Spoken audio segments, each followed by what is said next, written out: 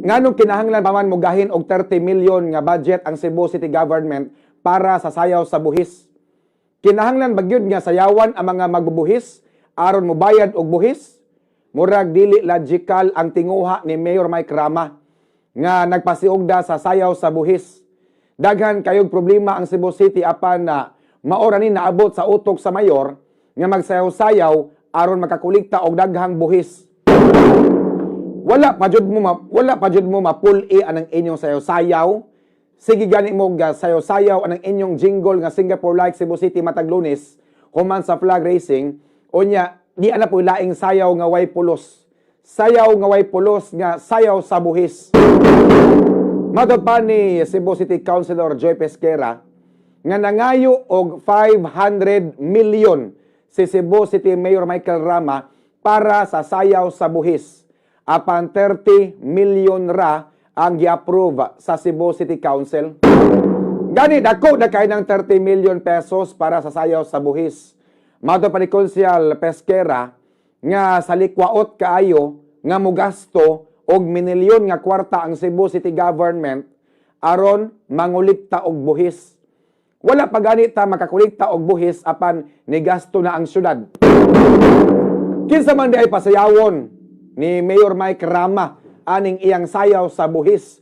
Backstreet Boys, SB19, kadako aning kwartaha, kining minilyon nga gastoon para sa sayaw sa buhis, may paggamito ni sa lain nga pamaagi nga mapahimos lang unta sa mga pobre.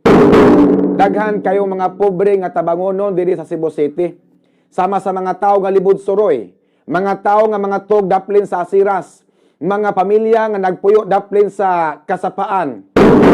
Maayo kayo mo gamit si Mayor Michael Rama sa mga kabus. Matagtabi niya atubangan sa mga empleyado sa Cebu City Hall, magsigisag istorya nga dapig siya sa mga kabus, iyang kasing-kasing na as mga kabus, apan ang mayor, wa makatabang sa mga kabus nga mga konstituente sa Cebu City, mga kabombo.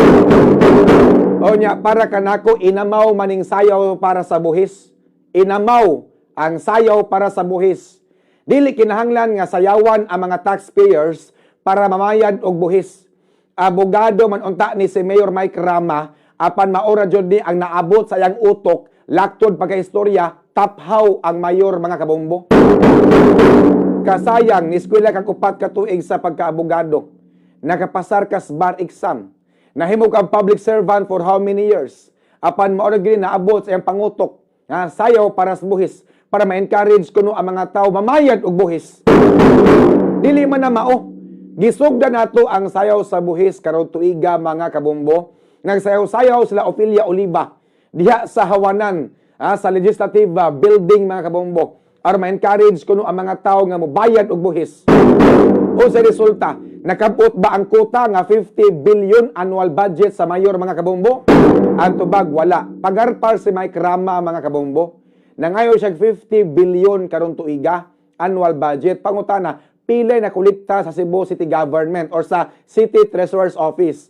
Ang nakulikta 9 million ra. Wa gani kabot 9 billion ra. Wala gani kabot og 9 billion, mga kabombo.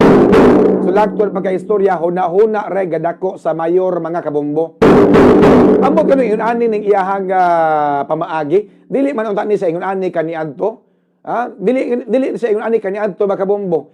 Exaggerated kayo ang mayor, iyang pasubraan. Asa ka mangitaan ng 100 billion annual budget for 2024? Wa man gani siya makakulikta sa 50 bilyones sa tuig 2023. Himuon na noon yung 100 billion. Mao na nakadesisyon ang mga membro sa council, majority, mga kaalyado ni Mike Rama, nakahukom, dili ta ning 100 billion, kiningkoy naman